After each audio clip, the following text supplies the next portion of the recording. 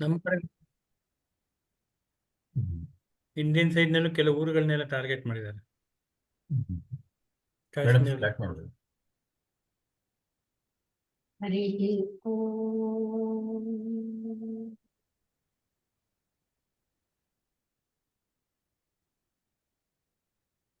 ಭದ್ರಂ ಕರ್ಣೇಭಿಃ ಶೃಣುಯಾಮ ದೇವಾಃ ಭದ್ರಂ ಪಶ್ಯೇಮಾಕ್ಷಭಿರ್ಯಜತ್ರಾಃ ಸ್ಥಿರೈರಂಗೈಸ್ತುಷ್ಟುವಾಗುಂಸಸ್ತನೂಭಿಃ ವ್ಯಶೇಮ ದೇವಹಿತಂ ಯದಾಯುಃ. ಸ್ವಸ್ತಿ ನ ಇಂದ್ರೋ ವೃದ್ಧಶ್ರವಾಃ ಸ್ವಸ್ತಿ ನಃ पूषा विश्ववेदाः स्वस्ति नस्तार्क्ष्यो अरिष्टनेमिः स्वस्ति नो बृहस्पतिर्ददातु. ओम शांति शांति शांतिः. शन्नो मित्रः शं वरुणः शन्नो भवत्वर्यमा शन्न इन्द्रो बृहस्पतिः शन्नो विष्णुरुक्रमः. नमो ब्रह्मणे नमस्ते वायो त्वमेव प्रत्यक्षं ब्रह्मासि त्वामेव प्रत्यक्षं ब्रह्म वदिष्यामि ऋतं वदिष्यामि सत्यं वदिष्यामि तन्मामवतु तद्वक्तारमवतु अवतु माम् अवतु वक्तारम्.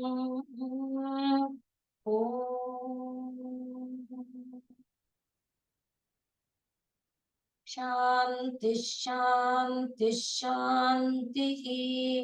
सहनाववतु सहनौ भुनक्तु सह वीर्यङ्करवावहै तेजस्विनावधीतमस्तु मा विद्विषावहै.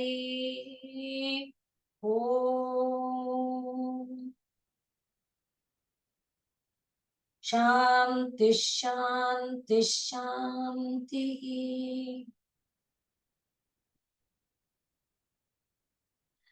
तद्वेद गुह्योपनिषत्सु गूढं तद्ब्रह्मा वेदते ब्रह्मयोनिं ये पूर्वदेवा ऋषयश्च तद्विदुः ते तन्मया अमृता वै बभूवुः. ಇದು 5ನೇ ಅಧ್ಯಾಯದ 6ನೇ ಮಂತ್ರ.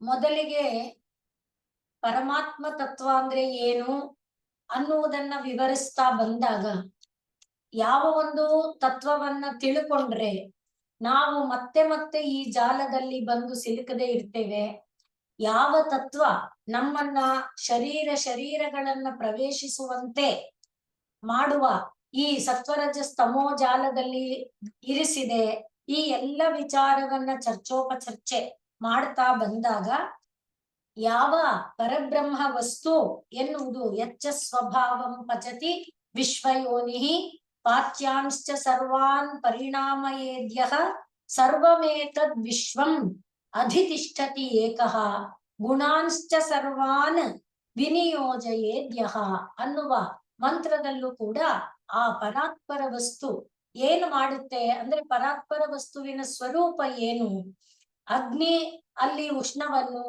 ಜಲದಲ್ಲಿ ತಂಪನ್ನು, ಹೀಗೆ ಪ್ರತಿಯೊಂದು ಪದಾರ್ಥಗಳಲ್ಲಿ ಅದರದರ ನೈಜ ಸ್ವಭಾವ ಅದನ್ನ ಮಾಡುವವನು, ಆ ರೀತಿಯಾದವನು ಯಾರೋ ಅವನು ಪರಮಾತ್ಮ. ಹಾಗೆ ಪರಿಣಾಮಕ್ಕೆ ಅರ್ಹವಾದ ಅಂದ್ರೆ ಈಗ ಮಣ್ಣಿದೆ, ಮಣ್ಣು ಯಾವ ಆಕಾರವನ್ನು ಬೇಕಾದ್ರೂ ತಳೆಯುತ್ತೆ. ಹಾಗೆ ಪರಿಣಾಮಕ್ಕೆ ಅರ್ಹವಾದ ಪೃಥ್ವಿಯನ್ನ ಮಡಕೆಯಾಗಿ, ಕುಡಿಕೆಯಾಗಿ, ತಟ್ಟೆಯಾಗಿ, ಹೂಜಿಯಾಗಿ, ಇದು ಗಿಡಗಳನ್ನ ಬೆಳೆಸುವ ಪಾಟಾಗಿ, ಹೀಗೆ ನಾನಾ ರೂಪವಾಗಿ ಪರಿಣಾಮ ಮಾಡಬಲ್ಲವನು ಯಾರೋ. ಹಾಗೆ ತಂತು ಇದೆ, ದಾರ, ಅದನ್ನ ನಾನಾ ರೂಪವಾದ ವಸ್ತ್ರಗಳನ್ನಾಗಿ ಮಾಡಬಲ್ಲವನು. ಚಿನ್ನ ಇದೆ, ಬೇಕಾದ ಆಭರಣಗಳು, ಇದೆಲ್ಲ ಪರಿಣಾಮ ಏತ್. ಯಾರು ಈ ರೀತಿಯಾದ ಪರಿಣಾಮಗಳನ್ನ ಮಾಡಬಲ್ಲನು? ಮೊದಲಿಗೆ ಸ್ವಭಾವಂ ಪಚತಿ ಅಂದಾಗ ಅಗ್ನಿ ಮುಂತಾದವುಗಳಲ್ಲಿ ತಂಪು, ಇದು ಉಷ್ಣ ತಂಪು ಮುಂತಾದವುಗಳನ್ನ ಕೊಡುವವನು, ಮಾಡುವವನು, ಉಂಟು ಮಾಡುವವನು.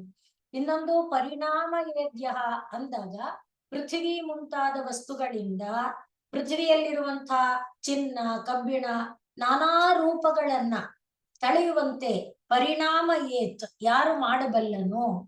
ಮತ್ತೆ ಯಾರು ವಿಶ್ವವನ್ನ ಆಳ್ತಾನೋ, ಅದನ್ನೇ ಮೊದಲನೇ ಅಧ್ಯಾಯದಲ್ಲಿ ನಾವು ನೋಡಿದ್ದು.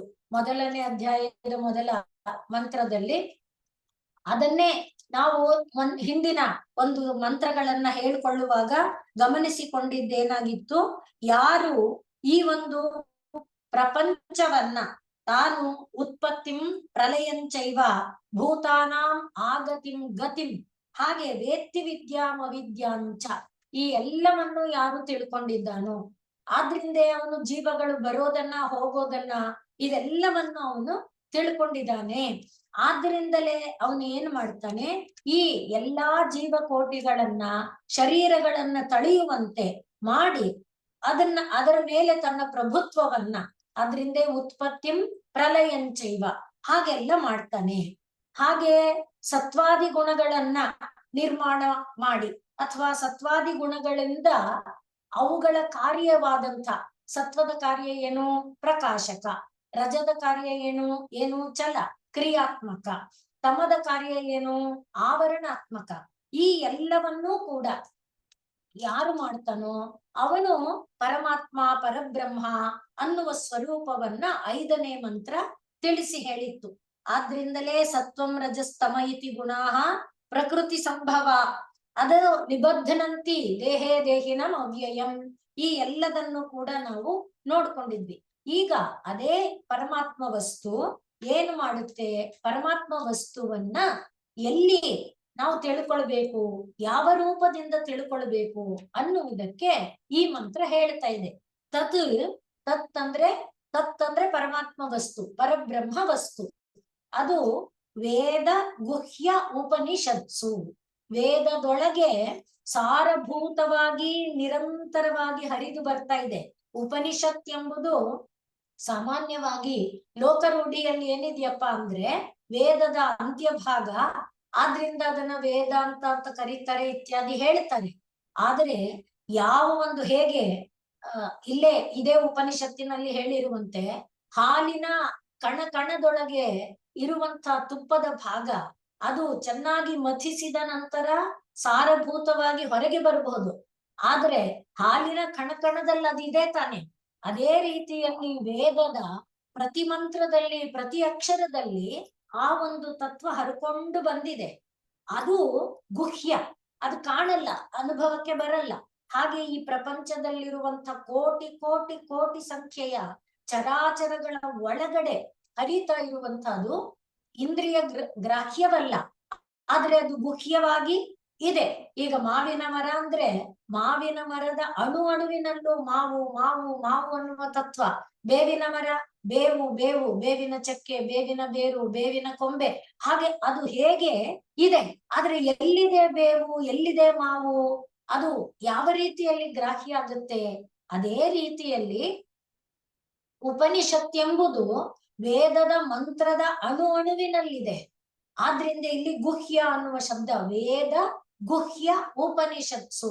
ವೇದ ಯಾಕೆ ಅಂದ್ರೆ ಪ್ರತಿಯೊಂದು ಅಕ್ಷರವೂ ಕೂಡ ಅಕ್ಷರ, ಅದು ಬ್ರಹ್ಮ ಸ್ವರೂಪ.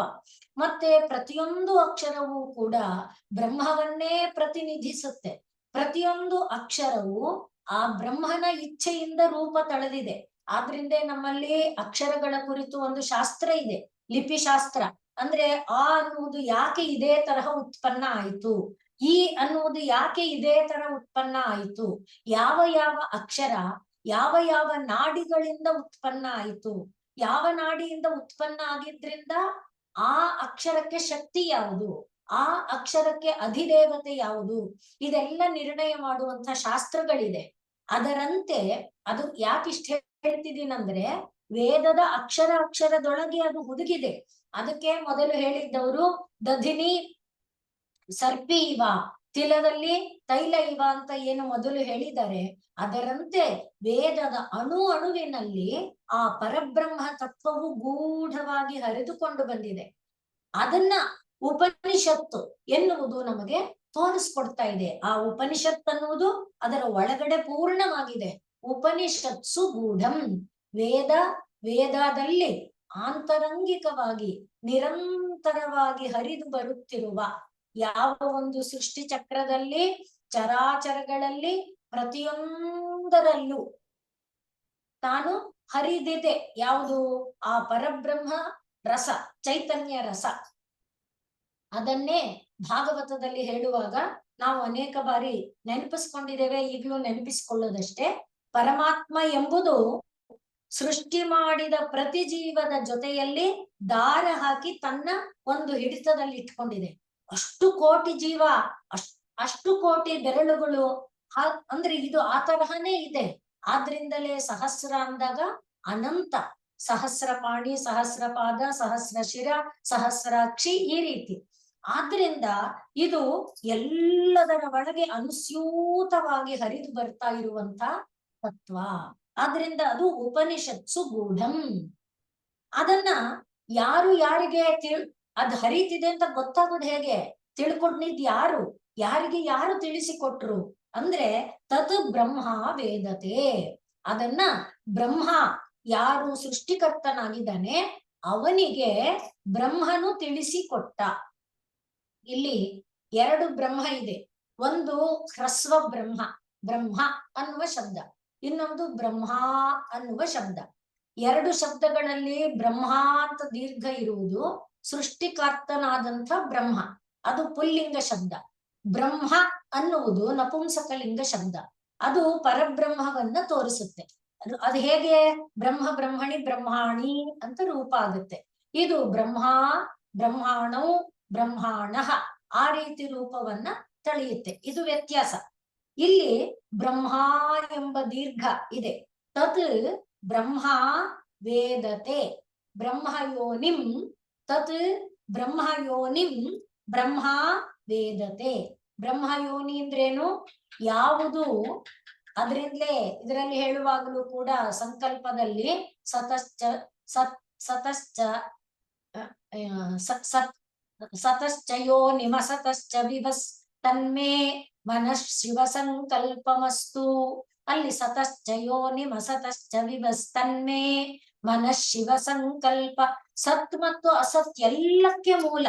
ಆದ್ರಿಂದಲೇ ಬ್ರಹ್ಮಯೋನಿಂ, ಎಲ್ಲಕ್ಕೆ ಮೂಲವಾಗಿರುವಂತ ಆ ಪರಬ್ರಹ್ಮ ಎಂಬ ತತ್ವವನ್ನು ಬ್ರಹ್ಮ ಯಾರು ಸೃಷ್ಟಿಕರ್ತನಾದ ಬ್ರಹ್ಮ ಇದ್ದಾನೆ ಅವನು ವೇದತೆ, ತಿಳಿಸಲ್ಪಡುತ್ತಾನೆ. ಅಂದ್ರೆ ಈ ಪರಬ್ರಹ್ಮ ವಸ್ತು ಬ್ರಹ್ಮನಿಗೆ ಅದನ್ನ ಹೇಳ್ತಾನೆ, ತಿಳಿಸಿಕೊಡ್ತಾನೆ. ಇದು ನಮಗೆ ಸ್ಪಷ್ಟ ಆಗೋದಕ್ಕೆ ಭಾಗವತಕ್ಕೆ ನಾವು ಹೋಗ್ಬೇಕು. ಭಾಗವತದಲ್ಲಿ ಪರಬ್ರಹ್ಮ ವಸ್ತು ತಾನು ಬಹುವಾಗಬೇಕು ಅಂತ ಸಂಕಲ್ಪ ಮಾಡಿದ ಗಳಿಗೆಯಲ್ಲಿ ಅದು ಇದ್ದಂಥ ಜಲ, ಅದು ಪಂಚಭೂತ ಜಲವಲ್ಲ, ಅದನ್ನ ಕಾರಣ ಜಲ ಅಂತ ಕರೀತಾರೆ. ಆ ಜಲದಲ್ಲಿ ಅಲುಗಾಡುವಿಕೆ ಉಂಟಾಯಿತು. ಅಲುಗಾಡುವಿಕೆ ಉಂಟಾದಾಗ ಪರಬ್ರಹ್ಮ ವಸ್ತುವಿನ ನಾಭಿಯಿಂದ ಒಂದು ಕಮಲ ಬಂತು. ಆ ಕಮಲದ ಪ್ರತಿಯೊಂದು ದಳವೂ ಒಂದೊಂದು ಲೋಕ ಆಯಿತು. ಆ ಕಮಲದಲ್ಲಿ ಆ ನಂತರ ಒಬ್ಬ ಬಂದ. ಅವನು ನಾನು ಯಾರು ಅಂತ ತಾನು ಒದ್ದಾಡ್ತಾ ಇದ್ದ. ಅದಕ್ಕಾಗಿ ಅವನು ಸುತ್ತಲೂ ತನ್ನ ಮುಖವನ್ನೆಲ್ಲ ತಿರುಗಿಸಿದ. ಇದೆಲ್ಲ ನಾವು ಕೇಳಿರುವಂಥದ್ದು. ಅವನೇ ಬ್ರಹ್ಮ, ಅವನು ಹಿರಣ್ಯ ಗರ್ಭ ಬ್ರಹ್ಮ. ಅವನು ಆ ಬ್ರಹ್ಮನಿಗೆ ಈಗ ನಾನ್ಯಾರು ಅಂತಿರುವಾಗ ತಪಸ್ಸು ಮಾಡು ಅಂತ ಒಂದು ಅಶರೀರವಾಣಿ ಕೇಳಿಸ್ತು. ಹಾಗೆ ಅವನು ತಪಸ್ಸು ಮಾಡಿದ ನಂತರವೂ ಕೂಡ ಪರಬ್ರಹ್ಮ ವಸ್ತು ತನ್ನ ಸ್ವಸ್ವರೂಪವನ್ನ ಅವನಿಗೆ ತಿಳಿಸಿಕೊಟ್ಟು, ನೀನು ನನ್ನಿಂದ ಸೃಷ್ಟಿಸಲ್ಪಟ್ಟಿದೀಯೇ, ನೀನು ಸೃಷ್ಟಿ ಕಾರ್ಯವನ್ನ ಮಾಡಬೇಕು ಅನ್ನುವುದನ್ನ ಪರಬ್ರಹ್ಮ ವಸ್ತು ಈ ಸೃಷ್ಟಿಕರ್ತ ಬ್ರಹ್ಮನಿಗೆ ಹೇಳ್ತು. ಆಮೇಲೆ ಏನ್ ಮಾಡ್ತು? ಸೃಷ್ಟಿ ಮಾಡೋದು ಹೇಗೆ ಅನ್ನುವುದಕ್ಕೆ ಮತ್ತೆ ಜ್ಞಾನವನ್ನ ಕೊಡ್ತು. ತನ್ನ ಜ್ಞಾನವನ್ನೂ ಕೊಡ್ತು, ಸೃಷ್ಟಿಗೆ ಹೇಗೆ ಮಾಡಬೇಕು ಅನ್ನುವ ಜ್ಞಾನವನ್ನು ಕೊಡ್ತು. ಇದು ನಾವು ಭಾಗವತದಲ್ಲಿ ನೋಡುವಂತ ವಿಚಾರ. ಅದರಿಂದ ನಮಗೆ ಗೊತ್ತಾಗೋದೇನು, ಬ್ರಹ್ಮನಿಗೆ, ಸೃಷ್ಟಿಕರ್ತ ಬ್ರಹ್ಮನಿಗೆ ಪರಬ್ರಹ್ಮ ತಾನೇ ತನ್ನ ಸ್ವಸ್ವರೂಪವನ್ನ ತಿಳಿಸಿಕೊಟ್ಟ, ತಾನೇ ಮಹಾಜ್ಞಾನವನ್ನ, ಪರಬ್ರಹ್ಮ ಜ್ಞಾನವನ್ನ ಬೋಧಿಸಿದ. ಅದನ್ನ ಇಲ್ಲಿ ತತ್ ಬ್ರಹ್ಮಯೋನಿಂ ಬ್ರಹ್ಮ ವೇದತೆ. ಇದನ್ನ ಈಗ ಈ ಜ್ಞಾನ ಹೇಗೆ ಪರಂಪರೆಯಲ್ಲಿ ಮುಂದುವರಿಯಿತು ಭಾಗವತದಲ್ಲೇ ನಾವು ನೋಡೋದಾದ್ರೆ, ಸೃಷ್ಟಿಕರ್ತ ಬ್ರಹ್ಮನಿಗೆ ಪರಬ್ರಹ್ಮ ತನ್ನ ಸ್ವರೂಪವನ್ನ ತೋರಿಸಿ, ನೀನು ಸೃಷ್ಟಿ ಕೆಲಸ ಮಾಡಬೇಕು, ಸೃಷ್ಟಿ ಕೆಲಸ ಮಾಡೋದಕ್ಕೆ ನಾನು ಜ್ಞಾನವನ್ನ ಕೊಡ್ತೀನಿ, ಹೇಗೆ ಸೃಷ್ಟಿ ಮಾಡಬೇಕು ಆ ಶಕ್ತಿಯನ್ನ ನಿನಗೆ ಕೊಡ್ತೀನಿ, ಇದೆಲ್ಲ ಹೇಳಿದ ಮೇಲೆ ಅವನು ಸೃಷ್ಟಿ ಕಾರ್ಯವನ್ನ ಮುಂದುವರಿಸುವಾಗ 4 ಶ್ಲೋಕಗಳಲ್ಲಿ ಇಡೀ ಸೃಷ್ಟಿಯ ಮರ್ಮವನ್ನ ಅವನು ಹೇಳ್ತಾನೆ. ಅದನ್ನೇ ಚತುಶ್ಲೋಕಿ ಭಾಗವತ ಅಂತ ಕರೀತಾರೆ. ಇದು ನಾವು ನೋಡ್ಕೊಂಡಿದ್ದೇವೆ. ಅದರಲ್ಲಿ ಈಗ ಅದರಿಂದ ಮುಂದಕ್ಕೆ ಏನಾಯ್ತು, ಬ್ರಹ್ಮನು ಪರಬ್ರಹ್ಮನಿಂದ ಪಡೆದ ಜ್ಞಾನವನ್ನ ತನ್ನದೇ ಆದ ಸಂಕಲ್ಪದಿಂದ ಬಂದ ಮಕ್ಕಳು ಸನಕ, ಸನಂದನ, ಸನತ್ ಕುಮಾರ, ಸನತ್ ಇವರಿಗೆ, ನಾರದರಿಗೆ ತಿಳಿಸಿಕೊಟ್ಟ. ನಾರದರು ವ್ಯಾಸರಿಗೆ, ವ್ಯಾಸರು ಶುಕಮುನಿಗಳಿಗೆ, ಹೀಗೆ ಜ್ಞಾನ ಪರಂಪರೆ ಬೆಳೀತಾ ಬಂತು ಅನ್ನುವುದನ್ನ ಭಾಗವತದಲ್ಲಿ ನಾವು ನೋಡ್ತೇವೆ. ಗೀತಾಚಾರ್ಯ ಸ್ವಲ್ಪ ಮುಂದಕ್ಕೆ ಹೋಗಿ ಹೇಳ್ತಾನೆ, ಇಮಂ ವಿವಸ್ವತೆ ಯೋಗಂ ಪ್ರೋಕ್ತವಾನಹಂ ಅವ್ಯಯಂ. ಎಲ್ಲಾದ್ರೂ ಪರಬ್ರಹ್ಮ ವಸ್ತುವೇ ಜ್ಞಾನ ಮೂಲ, ಪರಬ್ರಹ್ಮ ವಸ್ತುವೇ ಜ್ಞಾನ ಸ್ವರೂಪ. ಅವನಿಂದ ಈ ಜ್ಞಾನ ವಿಕಾಸಗೊಂಡು ಅವನಿಂದ ಇದು ಬೋಧಿತವಾಗಿ ಪರಂಪರೆಯಲ್ಲಿ ಅದು ಹರಿದು ಬಂದಿದೆ. ಇಷ್ಟು ವಿಷಯ. ಆದ್ರಿಂದ ಇಲ್ಲಿ 3ನೇ ಪಾದ ಏನ್ ಹೇಳ್ತಿದೆ, ಏ ಪೂರ್ವ ದೇವಾಹ, ಮೊದಲು ಜನ್ಮ ತಳೆದ ದೇವತೆಗಳಿದ್ದಾರಲ್ಲ, ಮೊದಲು ಜನ್ಮ ತಳೆದ ದೇವತೆಗಳು ಅಂದ್ರೆ ಅಗ್ನಿ, ವರುಣ, ಇಂದ್ರ, ಯಮ ಇವರೆಲ್ಲ, ಆ ಎಲ್ಲರೂ ಕೂಡ ಅವನಿಂದ, ಯಾರಿಂದ, ಸೃಷ್ಟಿಕರ್ತ ಬ್ರಹ್ಮನಿಂದ ಈ ಜ್ಞಾನವನ್ನ ಪಡ್ಕೊಂಡ್ರು. ಆಮೇಲೆ ಋಷಯಶ್ಚ, ಋಷಿಗಳು, ಯಾರು ಸಾಧನೆ ಮಾಡುವುದಕ್ಕೆ ಹೊರಟರು, ವಾಮದೇವ ಮೊದಲಾದಂತಹ ಋಷಿಗಳು, ಅವರು ಮೊದಲ ಪಂಕ್ತಿಯಲ್ಲಿ ಬರುವಂತವರು, ವಾಮದೇವ, ಕರ್ದಮ ಇವರೆಲ್ಲ ಆ ಎಲ್ಲ ಋಷಿಗಳು ತದ್ವಿದುಹು, ಯಾರಿಂದ ತಿಳ್ಕೊಂಡ್ರು, ಪೂರ್ವದೇವ, ಯಾರು ಅಗ್ನಿ, ವರುಣ, ಇಂದ್ರ, ಯಮ ಇತ್ಯಾದಿಗಳಿದ್ದಾರೆ ಅವರಿಂದ ತಿಳ್ಕೊಂಡ್ರು. ಮತ್ತೆ ತೇ, ಆಮೇಲೆ ಅವರೇನಾದ್ರು ತನ್ಮಯ, ಆ ಬ್ರಹ್ಮನಿಂದ ಈ ಜ್ಞಾನವನ್ನ ಪಡೆದವರಾಗಿ ಅವರು ಬ್ರಹ್ಮಮಯರಾಗಿ ಬಿಟ್ರು.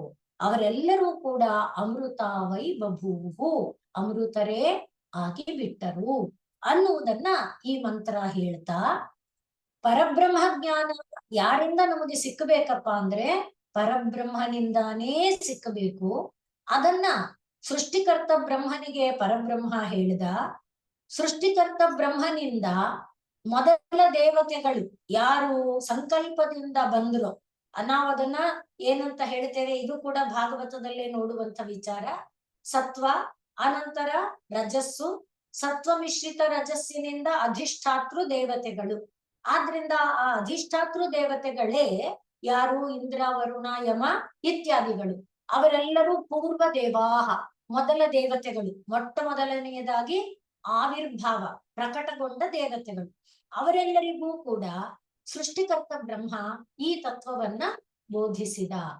ಹೀಗೆ ಆನಂತರ ಋಷಿಗಳೆಲ್ಲರೂ ಬಂದ್ರು, ಕರ್ದಮಾದಿ ಋಷಿಗಳೆಲ್ಲರೂ ಬಂದ್ರು. ಅವರೆಲ್ಲರೂ ಸಾಧನೆಯನ್ನ ಮಾಡ್ತಾ ಇರುವಾಗ ಈ ದೇವತೆಗಳ ಅನುಗ್ರಹದಿಂದ ಅವರೂ ಕೂಡ ಜ್ಞಾನವನ್ನ ಪಡೆದರು. ಹೀಗೆ ಪರಬ್ರಹ್ಮ ವಸ್ತು ಎನ್ನುವುದು ತನ್ನ ಸ್ವಸ್ವರೂಪವನ್ನ ತಾನೇ ತೋರಿಸಿ ಕೊಡುತ್ತೆ. ತಾನು ತೋರಿಸಿಕೊಟ್ಟಿದ್ದನ್ನ ತಿಳ್ಕೊಳ್ತಾ ಬಂದವರು ಪರಂಪರೆಯಲ್ಲಿ ಅದನ್ನ ಹಂಚುತ್ತಾ ಬಂದರು. ಇದು ಈ ಮಂತ್ರದ ಸಾರಾಂಶ. ಇದನ್ನ ನಾವು ಗೀತೆಯಲ್ಲಿ ತೇಷಾಮೇವ ಅನುಕಂಪಾರ್ಥಂ, ಯಾರು ಅನುಸ್ಯೂತವಾಗಿ ನಿರಂತರವಾಗಿ ತನ್ನನ್ನ ಭಜಿಸ್ತಿದಾರೋ ಅವರ ಮೇಲಿನ ಅನುಕಂಪೆಯಿಂದ, ತೇಷಾಮೇವ ಅನುಕಂಪಾರ್ಥಂ, ಅಹಂ ಅಜ್ಞಾನಜಂತಮಃ ನಾಶಯಾಮಿ. ಯಾರಲ್ಲಿ ಅಜ್ಞಾನ ಅಂದ್ರೇನು? ನಾನಲ್ಲದ್ದು ನಾನು ಅನ್ಕೊಂಡಿರೋದು. ಆ ಅಜ್ಞಾನದಿಂದ ಉಂಟಾಗಿರೋದ್ರಿಂದಲೇ ನಾನು ಏನೇನೋ ಜ್ಞಾನವನ್ನ ಹೊಂದಿದ್ದೇವೆ, ಅದನ್ನೆಲ್ಲ ದೂರ ಮಾಡಿ ಅಜ್ಞಾನಜಂ ತಮಃ ನಾಶಯಾಮಿ. ಹೇಗೆ? ಆತ್ಮಭಾವಸ್ಥಃ, ಆತ್ಮಭಾವದಲ್ಲಿ ನಿಂತವನಾಗಿ. ಹೇಗೆ? ಜ್ಞಾನದೀಪೇನ ಭಾಸ್ವತ, ಜ್ಞಾನದೀಪ ರೂಪದಲ್ಲಿ ಬೆಳಗುತ್ತಾ ಅವರ ಅಜ್ಞಾನವನ್ನ ದೂರ ಮಾಡಿ ಜ್ಞಾನವನ್ನ ನಾನೇ ಕೊಡ್ತೇನೆ ಅಂತ ಗೀತಾಚಾರ್ಯ ಹೇಳಿದ್ದಾನೆ. ಮತ್ತೆ ನಾವು ಲಲಿತಾ ಸಹಸ್ರನಾಮದಲ್ಲಿ ಅಜ್ಞಾನ ಧ್ವಾಂತ ದೀಪಿಕಾ ಅನ್ನುವ ನಾಮವನ್ನ ದೇವಿಯ ಹೆಸರಲ್ಲಿ ನೋಡ್ತೇವೆ. ಹಾಗೆ ಪರಮಾತ್ಮನೇ ಯಾರಿಗೇ ಆದರೂ ಕೂಡ ಈ ಪರಬ್ರಹ್ಮ ಜ್ಞಾನದ ಒಂದು ರಹಸ್ಯವನ್ನ ಬಿಚ್ಚಿಕೊಡಬಲ್ಲವನು, ಬಿಡಿಸಿಕೊಡಬಲ್ಲವನು. ಪ್ರತಿಯೊಬ್ಬನೂ ಕೂಡ ಅವನ ಕೃಪೆಯಿಂದನೇ ಇದನ್ನ ಪಡಿಬೇಕು. ಇದು ಈ ಮಂತ್ರದಿಂದ ನಮಗೆ ಗೊತ್ತಾಗ್ತಾ ಇದೆ. ಇದಕ್ಕೆ ನಿದರ್ಶನಾತ್ಮಕವಾಗಿ ಕೇನ ಉಪನಿಷತ್ತು ಇದೆ. ಕೇನ ಉಪನಿಷತ್ತಿನ 4ನೇ ಅಧ್ಯಾಯದ ಇದರ ಕಥಾಭಾಗ ಎಲ್ಲರಿಗೆ ಗೊತ್ತಿದೆ. ಏನು? ಇಂದ್ರ, ವಾಯು, ಅಗ್ನಿ ಇವರೆಲ್ಲರೂ ಅಸುರರ ಮೇಲೆ ಜಯವನ್ನ ಸಾಧಿಸಿದ ನಂತರ ನನ್ನಿಂದಾನೆ ಅಂತ ಒಬ್ಬರೊಬ್ಬರು ಮುಖವನ್ನ ಒಂದೊಂದು ಕಡೆಗಿಟ್ಕೊಂಡು ದರ್ಪಿಷ್ಠರಾಗಿದ್ದಾಗ, ಇಲ್ಲೇ ನೋಡಿ ಸತ್ವ ಮತ್ತು ರಜಸ್ಸಿನ ಸಂಪರ್ಕ. ಆದ್ರಿಂದಲೇ ಆ ರಜಸ್ಸಿನ ಸಂಪರ್ಕದಿಂದ ಅವರಿಗೆ ನಾನು ಅನ್ನುವ ಭಾವ ನಿಂತಿದೆ. ಆಗ ಯಾವ ಒಂದು ಯಕ್ಷ ಕಾಣಿಸಿಕೊಂಡು ಹುಲ್ಲನ್ನ ಇಟ್ಟಿದ್ದು, ಆ ಹುಲ್ಲನ್ನ ಗಾಳಿ ಕೂಡ ಅಲುಗಾಡಿಸಲಿಕ್ಕಾಗದೆ ಇದ್ದಿದ್ದು, ಅಗ್ನಿ ಸುಡಕ್ಕಾಗದೆ ಇದ್ದಿದ್ದು, ಇದೆಲ್ಲದರ ನಂತರದಲ್ಲಿ ನಾವು ನೋಡೋದೇನು? ಒಂದು ಆ ಯಕ್ಷ, ಇಂದ್ರ ಹೋದ್ರೆ ಯಕ್ಷ ಮಾಯ ಆಯ್ತು. ಆಮೇಲೆ ಹೈಮವತಿ ರೂಪದಲ್ಲಿ ಪ್ರಕಟಗೊಂಡು ಅದೇನ್ ಹೇಳಿತು? ಬ್ರಹ್ಮಣೋ ವಾ ಏತತ್ ವಿಜಯೇ. ಈ ವಿಜಯದಲ್ಲಿ ಸ್ಥಾನ ಯಾರದು? ಬ್ರಹ್ಮನದೇ ಹೊರತು ನಿಮ್ಮದು ಯಾರದು ಅಲ್ಲ. ಆದ್ರಿಂದ ಈ ಬ್ರಹ್ಮಣೋ ವಾ ಏತದ್ ವಿಜಯೇ ಮಹೀಯಧ್ವಂ, ಬ್ರಹ್ಮನೇ ಮಹಾತ್ಮನು, ಬ್ರಹ್ಮನ ವಿಜಯದಿಂದ ನಿಮಗೆ ವಿಜಯವೇ ಹೊರತು ನಿಮಗೆ ಯಾವ ಒಂದು ವಿಜಯವನ್ನ ಸಾಧಿಸುವ ಸಾಮರ್ಥ್ಯ ಇಲ್ಲ ಅನ್ನುವುದನ್ನ ಹೇಳಿ ತಥೋಹೈವ ವಿದಾಂಚಕಾರ. ಆ ಹೈಮವತಿ ಇವರಿಗೆ ಈಗ ಪೂರ್ವದೇವ ವಿದುಹು ತದ್ವಿದುಹು ಅಂತಿದೆಯಲ್ಲ, ಹಾಗೆ ಅದಕ್ಕೆ ಒಂದು ರೂಪಕದ ಮೂಲಕ ತೋರಿಸ್ತಾ ಇದ್ದಾರೆ. ಹಾಗೆ ಹೈಮವತಿ ಅವರೆಲ್ಲರಿಗೆ ಪರಬ್ರಹ್ಮದ ಜ್ಞಾನವನ್ನ ಬೋಧಿಸಿದಳು, ತೋರಿಸಿದಳು. ಏನಂತ? ತಥೋಹೈವ ದೇವಾ ವಿದಾಂಚಕ್ರುಹು ತದ್ ಬ್ರಹ್ಮ, ಅದು ಬ್ರಹ್ಮ ಇತಿ. ಹಾಗೆ ಆ ಬ್ರಹ್ಮ, ಆ ಅಗ್ನಿ, ವಾಯು ಎಲ್ಲರೂ ಕೂಡ ದೇವಾಹ ಪ್ರಥಮ, ಅಲ್ಲೂ ಇದೆ ನೋಡಿ, ಪೂರ್ವ ದೇವ ಇಲ್ಲಿದೆ, ಅಲ್ಲಿ ದೇವಾಹ ಪ್ರಥಮೋ ವಿದಾಂಚಕಾರ. ಈ ರೀತಿಯಾದ ಮಾತುಗಳಿಂದ ನಮಗೆ ಸ್ಪಷ್ಟ ಆಗೋದೇನು? ಇಲ್ಲಿಯವರೆಗೆ ಪರಬ್ರಹ್ಮ ತತ್ವದ ಸ್ವರೂಪವನ್ನ ಏನು ಹೇಳಿದ್ರು, ಅದು ಎಷ್ಟೇ ಹೇಳಿದ್ರು, ಏನೇ ಹೇಳಿದ್ರು, ಏನೇ ಮನನ ಮಾಡ್ತಾ ಇದ್ರು, ನಾವು ನಮ್ಮ ಸ್ವಪ್ರಯತ್ನದಿಂದ, ಸಾಧನಾದಿಗಳಿಂದ, ಜ್ಞಾನ ಯೋಗ, ಕರ್ಮಯೋಗ, ಜಪ ತಪ, ಯಾವುದೇ ಒಂದು ಸಾಧನಾದಿಗಳಿಂದ ನಾವೇ ಪಡಿತೇವೆ ಅನ್ನುವುದು ದುಸ್ಸಾಧ್ಯ. ಅಸಾಧ್ಯ ಅಲ್ಲ, ದುಸ್ಸಾಧ್ಯ, ಕಷ್ಟದಿಂದ ಸಾಧ್ಯ ಆಗುತ್ತೆ.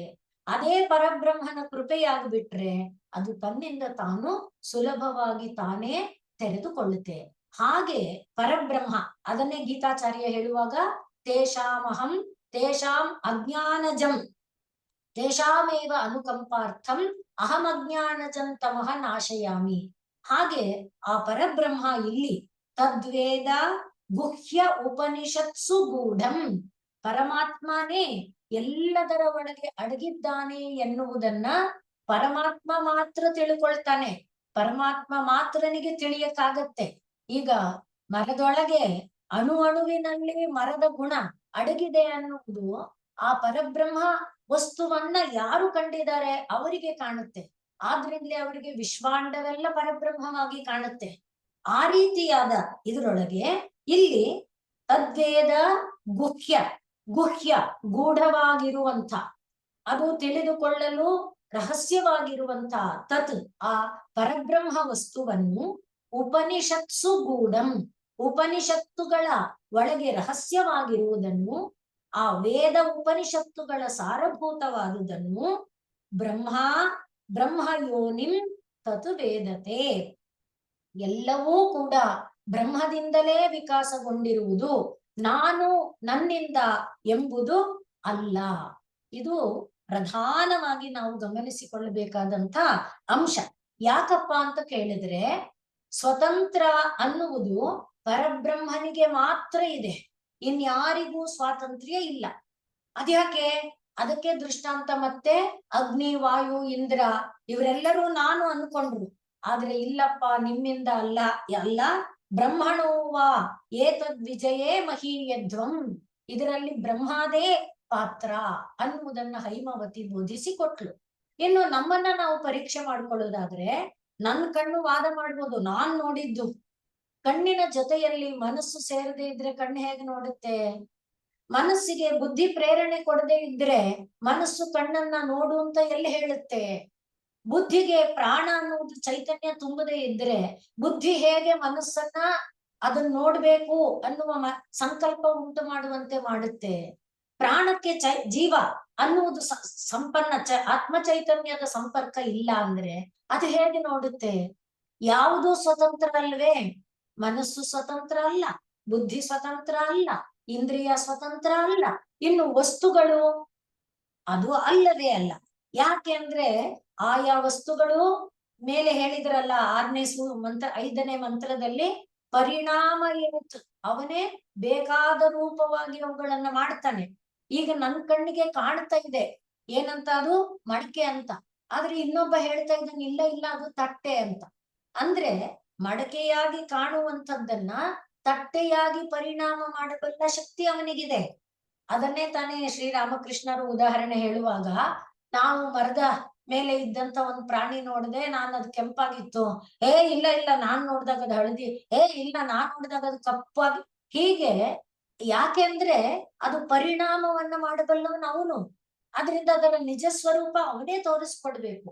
ಹಾಗಾಗಿ ತತ್ ಬ್ರಹ್ಮಯೋನಿಂ ಬ್ರಹ್ಮಾವೇದತೆ, ಆ ಬ್ರಹ್ಮಯೋನಿಯನ್ನ ಬ್ರಹ್ಮನೇ ತಿಳಿಸ್ಕೊಡ್ಬೇಕೇ ಹೊರತು ನಾನು ಕಂಡೆ ಅಂತ ಕಣ್ಣು ಪ್ರತಿಪಾದನೆ ಮಾಡಕ್ಕಾಗಲ್ಲ. ಯಾಕೆ? ಕಣ್ಣು ಕಂಡದ್ದು ನಿಜವಾಗದೆ ಹೋಗಬಹುದು. ಯಥಾರ್ಥ ಜ್ಞಾನ ಆಗಬೇಕಾದ್ರೆ ಆ ಯಥಾರ್ಥ ಜ್ಞಾನಕ್ಕೆ ಏನೇನಿರ್ಬೇಕು? ಕಣ್ಣು, ಕಣ್ಣಿನ ಜೊತೆಯಲ್ಲಿ ಮನಸ್ಸು, ಮನಸ್ಸಿನ ಜೊತೆಯಲ್ಲಿ ಬುದ್ಧಿ, ಬುದ್ಧಿಯ ಜೊತೆಯಲ್ಲಿ ಪ್ರಾಣ, ಪ್ರಾಣದ ಜೊತೆಯಲ್ಲಿ ಆತ್ಮ ಚೈತನ್ಯ. ಇಷ್ಟು ಮತ್ತೆ ಒಂದೇ ನೇರದಲ್ಲಿರ್ಬೇಕು. ಯಾವ್ದಾದ್ರು ಒಂದು ಡಿವಿಯೇಟ್ ಆಗಿದ್ರೆ ಗೊತ್ತಾಗುವ ಜ್ಞಾನ ಅಯಥಾರ್ಥ ಜ್ಞಾನ ಆಗುತ್ತೆ, ಅದು ಪ್ರಮಾ ಆಗಲ್ಲ, ಭ್ರಮ ಆಗುತ್ತೆ. ಇದೆಲ್ಲ ಶಾಸ್ತ್ರಗಳು ನಮಗೆ ಹೇಳುತ್ತೆ. ಆದ್ರಿಂದ ಒಂದು ಜೀವ ಸರಿಯಾದ ಜ್ಞಾನವನ್ನ ಹೊಂದಬೇಕು ಅಂದರೆ ಅದಕ್ಕೆ ಪರಬ್ರಹ್ಮ ಬೇಕೇ ಬೇಕು, ಪರಬ್ರಹ್ಮನ ಒಂದು ಕೃಪೆ ಬೇಕೇ ಬೇಕು. ಇನ್ನು ಪರಬ್ರಹ್ಮದೇ ಜ್ಞಾನ ಆಗ್ಬೇಕು ಅಂದ್ರೆ ಅದಕ್ಕೋಸ್ಕರ ಇಲ್ಲಿ ಹೇಳ್ತಾ ಇರುವುದು, ವೇದ ಉಪನಿಷತ್ತುಗಳಲ್ಲಿ ಯಾವ ಪರಬ್ರಹ್ಮ ತತ್ವದ ಸ್ವಸ್ವರೂಪ ಅಡಗಿದೆಯೋ ಆ ಸ್ವಸ್ವರೂಪವನ್ನ ಪರಬ್ರಹ್ಮನೇ ಸೃಷ್ಟಿಕರ್ತ ಬ್ರಹ್ಮನಿಗೆ ತಿಳಿಸಿದ. ಮತ್ತೆ ಪೂರ್ವದೇವಾಹ, ಯಾರು ಮೊದಲಿಗೆ ಅವತಾರ ಪಡೆದರೋ, ಜನ್ಮ ಪಡೆದರೋ, ಅಗ್ನಿ, ಇಂದ್ರ, ವಾಯು ಮೊದಲಾದ ದಿಕ್ಪಾಲಕರು ಅವರು, ಹಾಗೆ ಋಷಯಶ್ಚ ವಾಮದೇವಾದಿ ಋಷಿಗಳು ತತ್ ವಿದುಹು, ಅದನ್ನು ಸೃಷ್ಟಿಕರ್ತ ಬ್ರಹ್ಮನಿಂದ ತಿಳಿದುಕೊಂಡರು.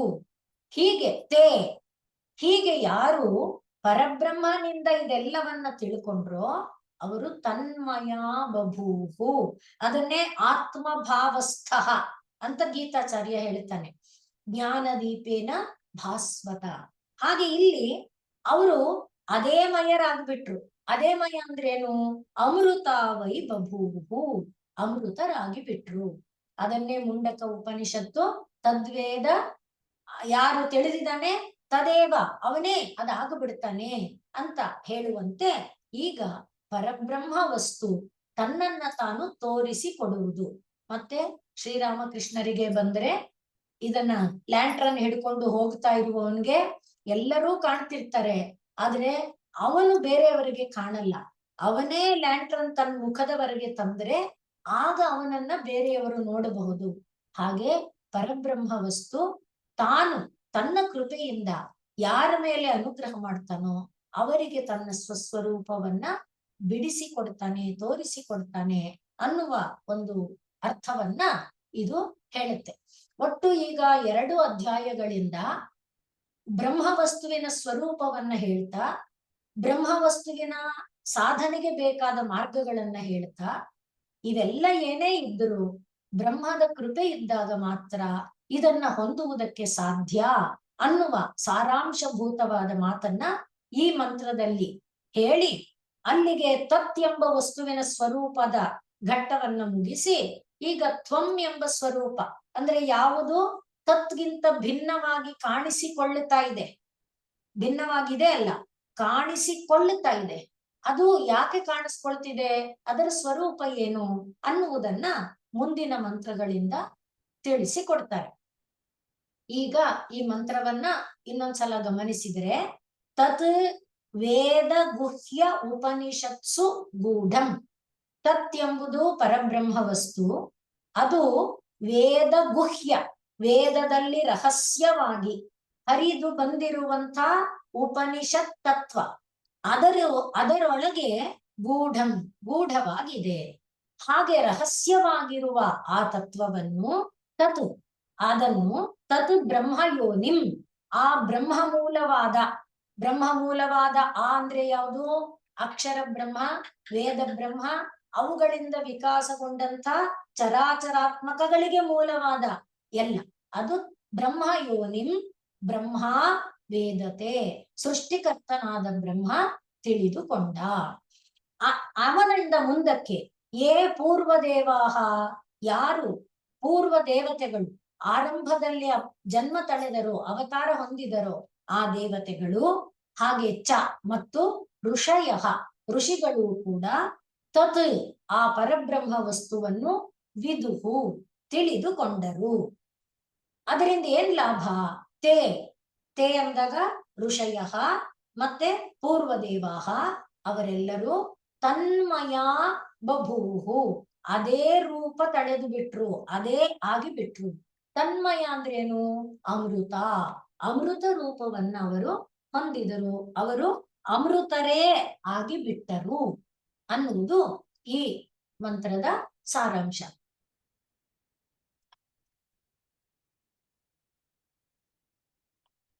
ಮುಂದಿನ ಮಂತ್ರದಲ್ಲಿ ಗುಣಾನ್ವಯೋ ಯಹ ಫಲಕರ್ಮಕರ್ತ ಕೃತಸ್ಯ ತಸ್ಯೈವ ಸಚೋಪಭೋಕ್ತ ಸ ವಿಶ್ವರೂಪಃ ತ್ರಿಗುಣಾಃ ತ್ರಿವರ್ತ್ಮಾ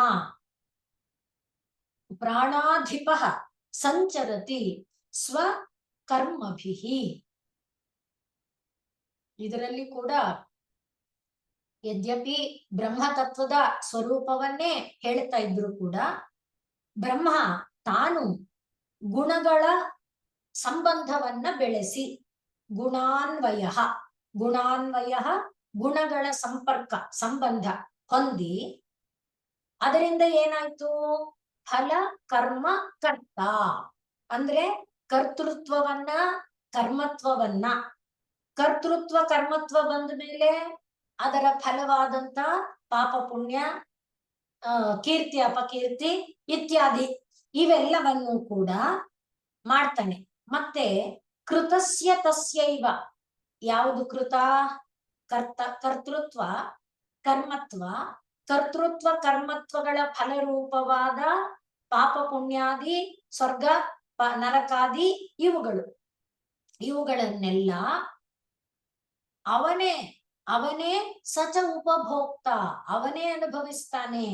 ಈಗ ನಾನು ಸ್ವರ್ಗವನ್ನ ಅನುಭವಿಸಿದೆ, ನಾನು ಸುಖವನ್ನ ಅನುಭವಿಸ್ತಾ ಇದ್ದೇನೆ ಅಲ್ಲ, ಇಲ್ಲ, ಅದನ್ನ ತೋರಿಸ್ತಾ ಇದ್ದಾನೆ. ಸಚ ಉಪಭೋಕ್ತ, ಅವನೇ ಅದನ್ನು ಅನುಭವಿಸುತ್ತಾನೆ. ಮತ್ತೆ ಅವನೇ ಸಹ, ಯಾರು ಅವನು ಇಲ್ಲಿಯವರೆಗೆ ತತ್ ಎಂಬ ಶಬ್ದದಿಂದ ಏನೇ ಹೇಳ್ತಿದ್ವಿ ಅದನ್ನೇ ಇಲ್ಲಿ ಸಹ ಅನ್ನುವ ಶಬ್ದದಲ್ಲಿ ಹೇಳ್ತಾರೆ. ಸಹ ಏಷಃ ಅನ್ನುವುದು ಕಾಣುವ, ಅಂದ್ರೆ ಅನುಭವಕ್ಕೆ ಬರುವ, ಇಂದ್ರಿಯಗಳ ವ್ಯಾಪ್ತಿಯಲ್ಲಿ ಸಿಲುಕುವ ಆ ಶಬ್ದಕ್ಕೆ ಅದನ್ನ ಬಳಸ್ತಾರೆ. ತತ್ ಎನ್ನುವುದು ಇಂದ್ರಿಯ ವ್ಯಾಪ್ತಿಯಿಂದ ಅತೀತವಾಗಿರುವುದಕ್ಕೆ. ಆದ್ರಿಂದ ಇಲ್ಲಿ ಸಹ ಅಂದ್ರೆ ಈ ಕಣ್ಣೆದುರಿಗೆ ಕಾಣ್ತಾ ಇರುವ, ಅನುಭವಾತ್ಮಕವಾಗಿರುವ, ಕಣ್ಣು ನೋಡುವ, ಕಿವಿ ಕೇಳುವ, ಬಾಯಿ ಆಸ್ವಾದಿಸುವ, ನಾಲಿಗೆ ಆಸ್ವಾದಿಸುವ, ಬಾಯಿ ಆಡುವ, ಮೂಗು ಆಘ್ರಾಣಿಸುವ, ಕಾಲು ಹೋಗುವ, ಕೈ ಹಿಡಿಯುವ, ಏನೇನಿದೆ ಆ ಎಲ್ಲವೂ ಕೂಡ ಸಹ ಏಷಃ ಎಂಬ ಶಬ್ದದೊಳಗೆ, ಏತತ್ ಅನ್ನುವ ಶಬ್ದದೊಳಗೆ ಸೇರುತ್ತೆ. ಹಾಗೆ ಸಹ ಅವನೇ ವಿಶ್ವರೂಪ. ಹಿಂದಿಂದ ಹೇಳಿಕೊಂಡು ಬಂದಿರೋದೇ ಅವನೇ ವಿಶ್ವರೂಪ.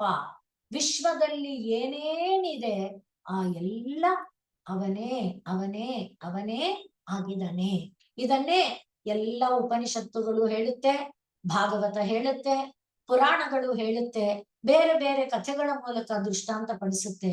ಭಾಗವತ ಮಾತ್ರ ಹೆಜ್ಜೆ ಹೆಜ್ಜೆ ಹೆಜ್ಜೆ ಹೆಜ್ಜೆಯಲ್ಲಿ ಆ ತತ್ವವನ್ನ ನಮಗೆ ತೋರಿಸುತ್ತೆ. ವಿಶ್ವಾತ್ಮಕವಾಗಿರುವ ಅಣು ಅಣುವು ಕೂಡ ಪರಮಾತ್ಮನೇ.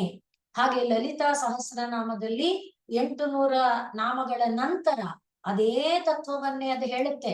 ಕಣ್ಣಿಂದ ನೋಡುವ ಎಲ್ಲದರಿಂದ ಅದನ್ನ ಹಿಡ್ಕೊಪ್ಪ, ಅದರ ಮೂಲಕ ಪರಬ್ರಹ್ಮದ ಕಡೆಗೆ ಸಾಗು ಅನ್ನುವ ತತ್ವವನ್ನ ಸಹಸ್ರನಾಮ ತತ್ವವು ನಮ್ಗೆ ತಿಳಿಸಿಕೊಡುತ್ತೆ. ಇನ್ನು ವಿಷ್ಣು ಸಹಸ್ರನಾಮದಲ್ಲಿ ನಾವು ನೋಡಿದ್ದೇವೆ, ಅನುಭವಿಸಿದ್ದೇವೆ. ಹಾಗಾಗಿ ಈ ವಿಶ್ವಾಂಡವಾಗಿ ಏನಿದೆ ಆ ಎಲ್ಲ ರೂಪ ಯಾರದು? ರೂಪ ಅಂದ್ರೆ ಆಕಾರ. ಯಾವ ಯಾವ ಆಕಾರ ನೀನ್ ನೋಡ್ತೀಯ ಆ ಎಲ್ಲ ಆಕಾರಗಳು ಕೂಡ ಪರಮಾತ್ಮನೇ. ಸ ವಿಶ್ವರೂಪ. ಮತ್ತೆ ತ್ರಿಗುಣ. ಆ ವಿಶ್ವರೂಪ ತಳಿಬೇಕಾದ್ರೆ ಸತ್ವರಜಸ್ತಮಸ್ಸು ಬೇಕೇ ಬೇಕು. ಸತ್ವರಜಸ್ತಮಸ್ಸುಗಳ ಒಂದು ಸಂಬಂಧದಿಂದ ಪಂಚಭೂತ ಬಂದ ನಂತರ ಪಂಚಭೂತಗಳಿಂದ ಈ ಎಲ್ಲ ಇದೆ. ಪಂಚಭೂತ ಇಲ್ಲದೆ ಇರುವಂಥದ್ದು ಯಾವುದೂ ಇಲ್ಲ. ಅದನ್ನೇ ಇದು ಛಾಂದೋಗ್ಯ ಹೇಳೋದಾದ್ರೆ 3 ಹೇಳುತ್ತೆ. ಏನು? ತೇಜ, ಅಪ್, ಅನ್ನ. ಅನ್ನ ಅನ್ನುವುದು ಪೃಥ್ವಿ ತತ್ವ, ತೇಜ ಪೃಥ್ವಿ, ಅಪ್ ತೇಜ. ಈ ಒಟ್ಟು ಈ ವಿಷ್ಟರಿಂದಾನೇ ಇಡೀ ವಿಶ್ವಾಂಡ ಬ್ರಹ್ಮಾಂಡ ತುಂಬಿಕೊಂಡಿದೆ. ಆದ್ರಿಂದ ವಿಶ್ವರೂಪ ತ್ರಿಗುಣ ತ್ರಿವರ್ತಮ. 3 ಗುಣಗಳು ಆಶ್ರಯಿಸಿಕೊಂಡು 3 ಗುಣಗಳಿಂದ 3 ದಾರಿ. ಸತ್ವಗುಣವನ್ನ ಆಶ್ರಯಿಸಿಕೊಂಡಿದ್ದರೆ ಧರ್ಮದ ದಾರಿ, ದೇವದಾರಿ, ಅದನ್ನ ದೇವವರ್ತಮ. ಇನ್ನು ರಜೋಗುಣವನ್ನ ಆಶ್ರಯಿಸಿಕೊಂಡಿದ್ರೆ ಅದನ್ನ ಪಿತೃವರ್ತಮ. ತಮೋಗುಣವನ್ನ ಆಶ್ರಯಿಸಿಕೊಂಡಿದ್ರೆ ತಿರ್ಯಕ್ ಯೋನಿಯ ದಾರಿ. ಹೀಗೆ ಬೇಕಾದ್ರೆ ಅರ್ಥ ಮಾಡ್ಕೊಳ್ಬಹುದು.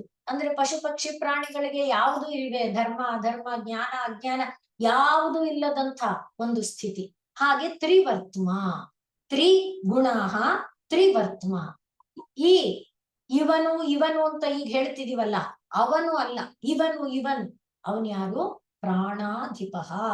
ಅದಕ್ಕೆ ಜೀವ ಅಂತ ಅವನನ್ನ ಕರೆಯೋದು.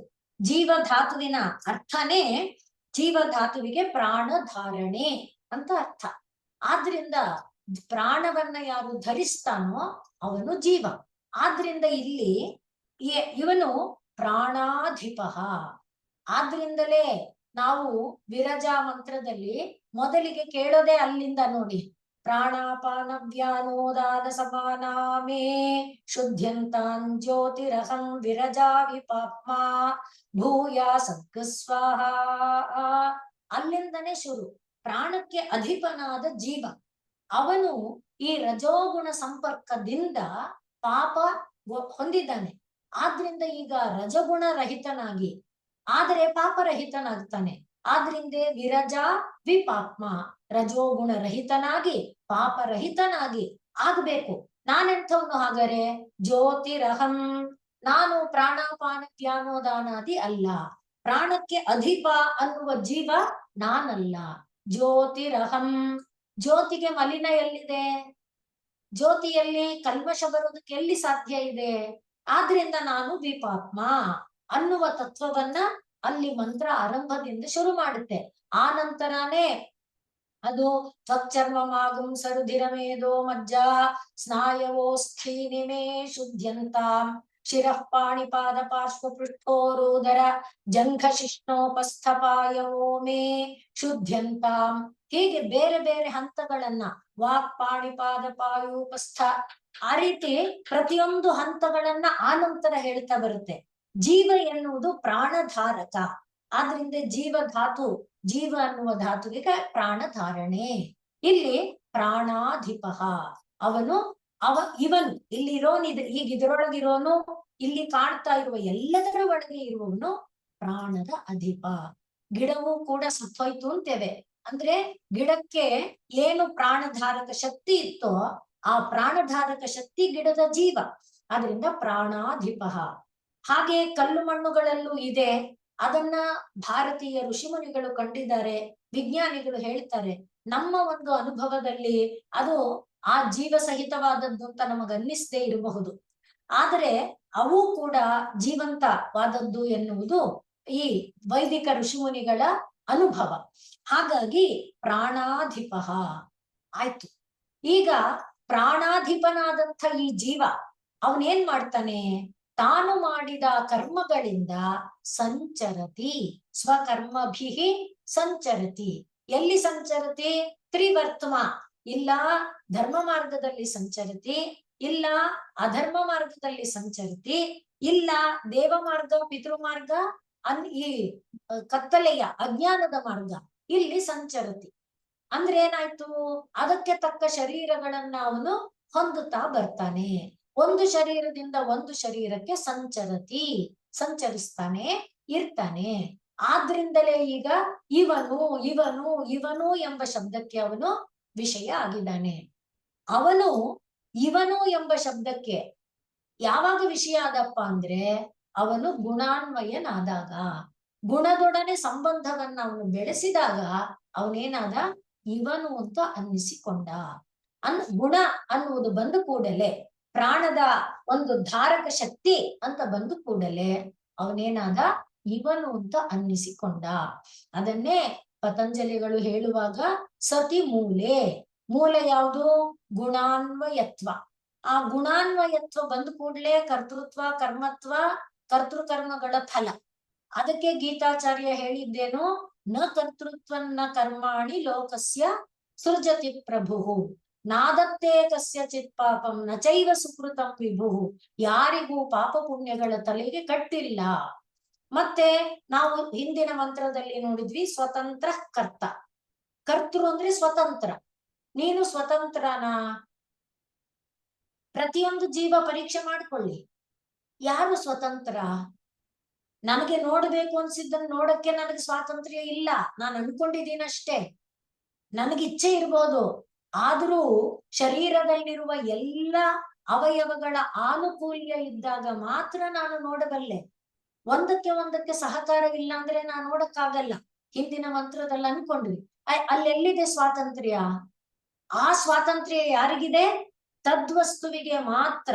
ಆದ್ರಿಂದಲೇ ಆ ತದ್ವಸ್ತು ಒಂದೇ ಕರ್ತೃ. ಇನ್ಯಾರು ಕೂಡ ಕರ್ತೃವಾಗುವುದಕ್ಕೆ ಸಾಧ್ಯ ಇಲ್ಲ. ಆದ್ರಿಂದ ಇಲ್ಲಿ ಅವನು ಯಾವುದು ಸತಿ ಮೂಲೆ ಗುಣಾನ್ವಯಿತ್ವ ಬಂದ ಕೂಡಲೇ ಅವನೇನ್ ಅನ್ಕೊಂಡ, ನಾನು ಕರ್ತೃ ಅನ್ಕೊಂಡ. ಯಾವುದರ ಕಾರಣ? ರಜಸ್ಸಿನ ಕಾರಣ. ಅದರಿಂದನೇ ತಮಸ್ಸಿನ ಕಾರಣದಿಂದ ನಾನು ನನ್ನದು ಎಂಬ ಬಂಧ ಹಾಕೊಂಡ. ಅಲ್ಲಿಂದ ಫಲಗಳು ಉಂಟಾಗುವುದಕ್ಕೆ ಆರಂಭ ಆಯ್ತು. ಅದರಿಂದ ಅವನೇನ್ ಮಾಡ್ದ, ಸಂಚರತಿ, ಒಂದು ಶರೀರದಿಂದ ಮುಂದಕ್ಕೆ ಸಂಚರಿಸ್ತಾನೆ ಹೋಗ್ತಾನೆ. ಆ ರೀತಿಯಲ್ಲಿ ಅವನು ಎನ್ನುವವನು ಇವನು ಆದ ಅನ್ನುವುದನ್ನ ಈ ಮಂತ್ರ ಹೇಳ್ತಾ ಇದೆ. ಆದ್ರಿಂದಲೇ ವಿವಿಧ ದೇಹ ಇಂದ್ರಿಯ ಸಂಯೋಗಗಳನ್ನ ಪಡೆದು ಬೇರೆ ಬೇರೆ ಶರೀರಗಳನ್ನ ಹೊಂದುವುದಕ್ಕೆ ಕಾರಣ ಯಾವುದು? ಗುಣಾನ್ವಯಿತ್ವ, ಸತ್ವರಜಸ್ತಮೋ ಗುಣಗಳ ಒಂದು ಸಂಬಂಧ. ಹಾಗಾಗಿ ಆ ಸತ್ವರಜಸ್ತಮೋ ಗುಣಗಳ ಸಂಬಂಧ ಅನ್ನುವುದನ್ನೇ ಕರ್ಮ ಅಂತ ಬೇಕಾದ್ರೆ ಹೇಳ್ಬೋದು, ಉಪಾಧಿ ಅಂತ ಬೇಕಾದ್ರೆ ಹೇಳ್ಬೋದು. ಅದನ್ನೇ ಪತಂಜಲಿಗಳು ಹೇಳುವಾಗ ಸತಿ ಮೂಲೆ ತದ್ವಿಪಾಕೆ, ಅದು ವಿಪಾಕಗೊಂಡಾಗ. ಅದಕ್ಕೆ ಮೂಲ ಯಾವುದು? ಸತಿ ಮೂಲೆ ಅಂದಾಗ ಮೂಲವೇ ಮೊದಲನೇದು ಅವಿದ್ಯಾ. ಅದೇ ಗುಣಾನ್ವಯ, ಗುಣದ ಸಂಬಂಧ ಬರ್ತಿದ್ದಂತೆ ಅವಿದ್ಯಾ ಎಂಬುದು ಪಕ್ಕದಲ್ಲಿ ಇದೆ. ಅದನ್ನೇ ಗೀತಾಚಾರ್ಯ ಹೇಳುವಾಗ ಸತ್ವ ರಜಸ್ಸು ತಮಸ್ಸು ಎಂಬ ಗುಣಗಳು ಇದೆಯಪ್ಪ, ಆದರೆ ಸತ್ವವೂ ಕೂಡ ನಿಬಧ್ನಾತಿ, ಮನುಷ್ಯನನ್ನ ಕಟ್ಟಾಕತ್ತೆ. ಸತ್ವಂ ರಜಸ್ತಮ ಇತಿ ಗುಣಾಹ ಪ್ರಕೃತಿ ಸಂಭವಾಹ ನಿಬಧ್ನಂತಿ ಮಹಾಬಾಹೋ ದೇಹೇ ದೇಹಿನಂ ಅವ್ಯಯಂ. ಅವ್ಯಯನಾದವನನ್ನು ಕಟ್ಟಾಕತ್ತೆ. ಹೇಗೆ? ತತ್ರ ಸತ್ವಂ ನಿರ್ಮಲತ್ವಾತ್, ನಿರ್ಮಲವಾಗಿದೆ, ಶುದ್ಧವಾಗಿದೆ, ಜ್ಞಾನವಾಗಿದೆ, ಪ್ರಕಾಶಕವಾಗಿದೆ, ಬೆಳಕನ್ನ ಕೊಡುವಂತದಾಗಿದೆ. ಆದರೂ ಸುಖ ಸಂಗೇನ ಬದ್ಧನಾತಿ, ಸುಖದ ಒಂದು ಅಂಟಿನಿಂದ ಕಟ್ಟಾಕತ್ತೆ. ಇನ್ನು ರಜಸ್ಸು ತಮಸ್ಸುಗಳನ್ನಂತೂ ಗೊತ್ತೇ ಇದೆ. ಹಾಗಾಗಿ ರಜೋ ತೃಷ್ಣ ಸಮುದ್ಭವ, ಅದರಿಂದ ಅದೇನು ಮಾಡುತ್ತೆ? ತನ್ನಿಬಧ್ನಾತಿ ಕೌಂತೆಯ ಕರ್ಮ ಸಂಗೇನ. ಇದು ಜ್ಞಾನ ಸಂಗೇನ ಬದ್ಧನಾತಿ, ಇದು ಕರ್ಮ ಸಂಗೇನ ಬದ್ಧನಾತಿ. ಅದಕ್ಕೆ ಗುಣಾನ್ವಯ ಅನ್ನುವುದೇ ಮೊದಲಿಗೆ ಪ್ರಾಣ ಅಧಿಪನಾದ ಜೀವಕ್ಕೆ ಮೂಲ.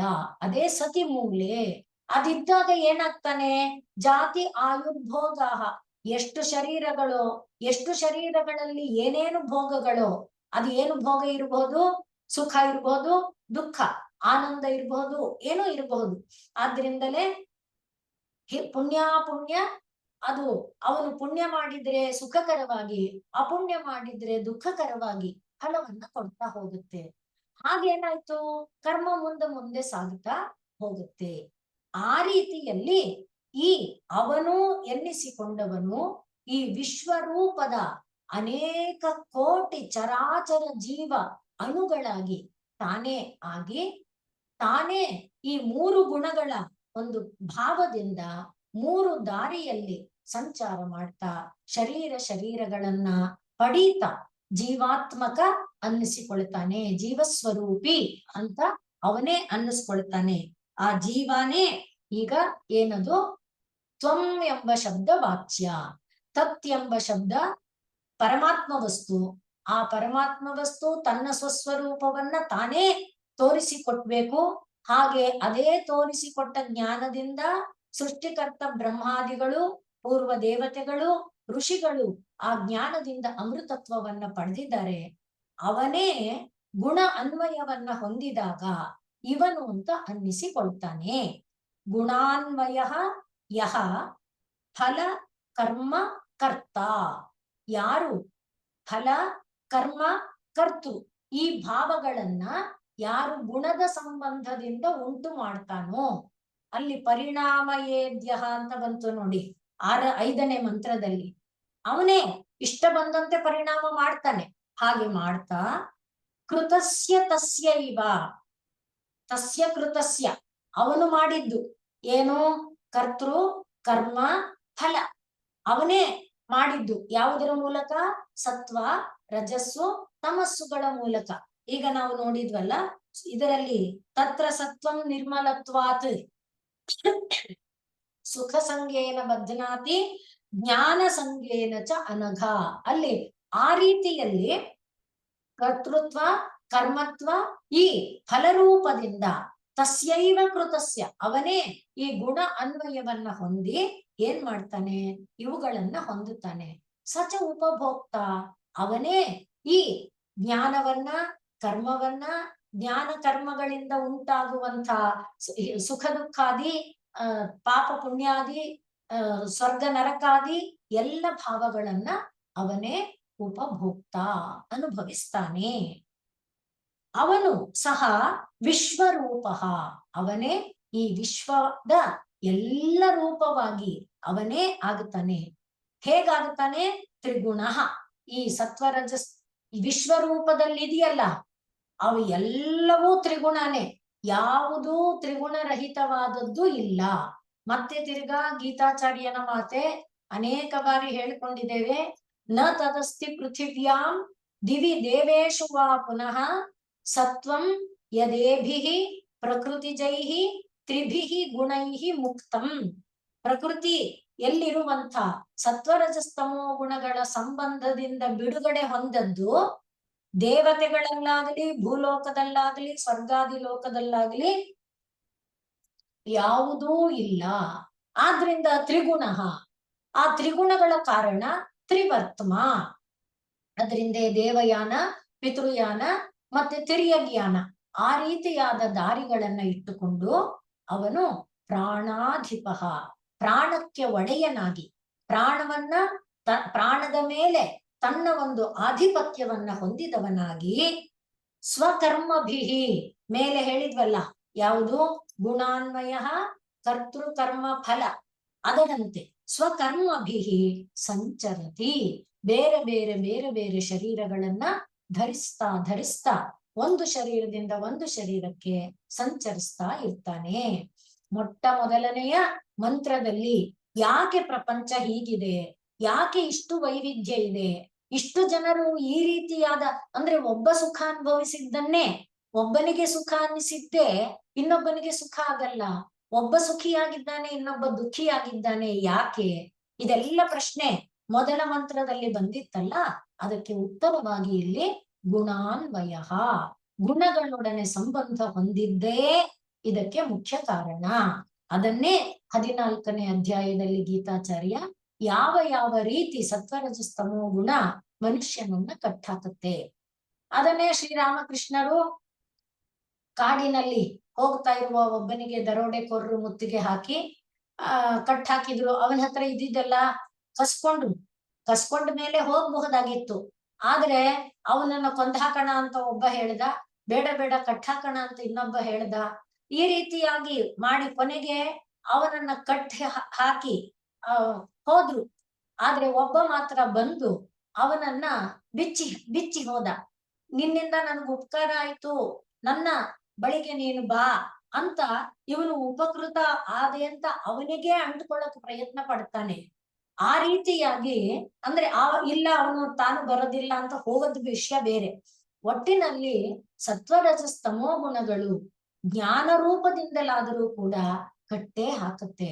ಅದಕ್ಕಾಗಿ ಶ್ರೀಮಾತೆ ಮತ್ತೆ ಬೇರೆ ಶಾಸ್ತ್ರಗಳು, ಶ್ರೀಮಾತೆಯವರು ಹೇಳ್ತಾ ಇದ್ದಿದ್ದು ಹಾಗೆ ಬೇರೆ ಶಾಸ್ತ್ರಗಳು ಹೇಳೋದು, ನಾನು ಜ್ಞಾನಿ ಎನ್ನುವುದು ಕೂಡ ಬಾಧಾಕಾರಕ, ನಾನು ಸನ್ಯಾಸಿ ಎಂಬುದು ಬಾಧಾಕಾರಕ.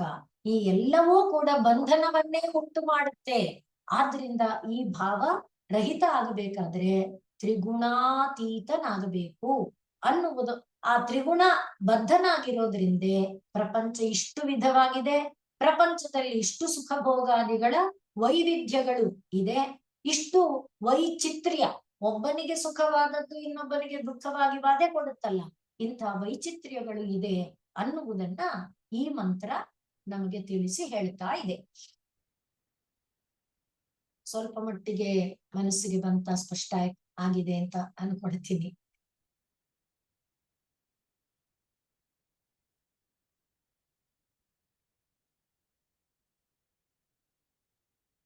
ಇದೆಲ್ಲ ಕ್ಲಿಯರ್ ಆಗಿದೆ ಮೇಡಮ್. ಇಲ್ಲೇನು ಅಷ್ಟು ಇದಿಲ್ಲ, ಕಷ್ಟ ಏನಾಗಿಲ್ಲ ಅನ್ಸ್ಲಿಲ್ಲ. ಸರಿ ಸರಿ ಸರಿ. ಅಲ್ಲ ನಂಗಂತಲ್ಲ, ಎಲ್ರಿಗೂ ಅನ್ಕೊಂಡಿದ್ದೀನಿ. ಅಂದ್ರೆ ವಿಷಯ ತುಂಬಾ ಸಲಿ ಬಂದಿರೋದ್ರಿಂದ ಸ್ವಲ್ಪ ಕೊನೆಗೆ ಸಹ ವಿಶ್ವರೂಪ ತಿಳ್ಕೊಂಡ್ಬಿಟ್ರೆ ಹೌದು ಸರ್, ಗುಣ ಎಲ್ಲ ಬಂದೋಗುತ್ತೆ. ವಿಶ್ವಂ ವಿಷ್ಣು. ಅದೇ ಈ ಭಾಗದಲ್ಲಿ ಒಂದ್ಸಲಿ ಬರುತ್ತಲ್ಲ, ಈ ಕುರುಕ್ಷೇತ್ರದಲ್ಲೇ ಎಲ್ಲಿ ಬರುತ್ತೆ ಗೊತ್ತಲ್ಲ, ಈ ಮಹಾಭಾರತದಲ್ಲಿ ಇನ್ನೊಂದು ಒಬ್ಬ ಕ್ಯಾರೆಕ್ಟರ್ ಬರುತ್ತೆ ನೋಡಿ, ಅವನ ಹೆಸರೇನು, ಕೃಷ್ಣ ಒಂದು ಇದು ಕೇಳ್ಬಿಟ್ಟು ಬರ್ಬರಿ ಅಂತೆಲ್ಲ ಹೇಳ್ತಾರೆ, ಬರ್ಬರಿಕ. ಅವ್ರ ಕೊನೆಯಲ್ಲಿ ಕೇಳ್ತಾರೆ, ಯಾರೋ ಕೇಳಿದ್ರೆ ಯಾರು ಗೆದ್ದಿದ್ದು ಯಾರು ಸೋತಿದ್ದು ಅಂತ ಕೇಳ್ತಾರೆ. ಇಲ್ಲಿ ಗೆದ್ದಿದ್ದು ಯಾರು ಇಲ್ಲ, ಸೋತಿದ್ದು ಇಲ್ಲ, ಯಾರು ಇಲ್ಲ, ಯುದ್ಧ ಮಾಡಿದವರು ಬರೀ ಕೃಷ್ಣನೇ ಸಾಯಿಸಿದ್ದು, ಕೃಷ್ಣನೇ ಸತ್ತಿದ್ದು ಅಂತ ಈಗ ಎಲ್ಲ ಕೃಷ್ಣನೇ ಮಾಡಿದ್ದು. ಇಬ್ರು ಬೇರೆ ಬೇರೆ ನೋಡ್ಲೇ ಇಲ್ಲ ಅಂದ್ಬಿಟ್ಟು. ಬ್ರಹ್ಮಣೋವಾ ಏತದ್ ವಿಜಯ ಮಹೀಯಧ್ವಂ ಅದನ್ನ ಅದೇ ರೀತಿ ಕೇನ ಉಪನಿಷತ್ತು ಹೇಳುತ್ತಲ್ಲ ಹಾಗೆ. ಹೌದು, ಕೇನದಲ್ಲಿ ತುಂಬಾ ಎಸೆನ್ಸ್ ಇದೆ, ತುಂಬಾ ಚಿಕ್ಕ ಉಪನಿಷತ್ತು ಆದ್ರೆ ತುಂಬಾ ಒಂಥರ ಸ್ಟ್ರಾಂಗ್ ಕಾಫಿ ಇದ್ದಾಗಿದ್ದು. ಆಯ್ತು ಮೇಡಮ್, ನಾಳೆ ನಮಸ್ತೆ. ಇದು ನಮಸ್ತೆ ಮೇಡಮ್. ಪೂರ್ಣಮಿದಂ ಪೂರ್ಣಾತ್ ಪೂರ್ಣಮುದಚ್ಯತೆ ಪೂರ್ಣಸ್ಯ ಪೂರ್ಣಮಾದಾಯ ಪೂರ್ಣಮೇವಾವಶಿಷ್ಯತೆ. ಓಂ ಶಾಂತಿ ಶಾಂತಿ ಶಾಂತಿ. ಸರ್ವೇ ಭವಂತು ಸುಖಿನಃ, ಸರ್ವೇ ಸಂತು ನಿರಾಮಯಾಃ, ಸರ್ವೇ ಭದ್ರಾಣಿ ಪಶ್ಯಂತು, ಮಾ ಕಶ್ಚಿತ್ ದುಃಖ ಭಾಗ್ ಭವೇತ್. ಹರಿಃ ಓಂ. ತತ್ಸತ್ ಶ್ರೀರಾಮಕೃಷ್ಣಾರ್ಪಣಮಸ್ತು.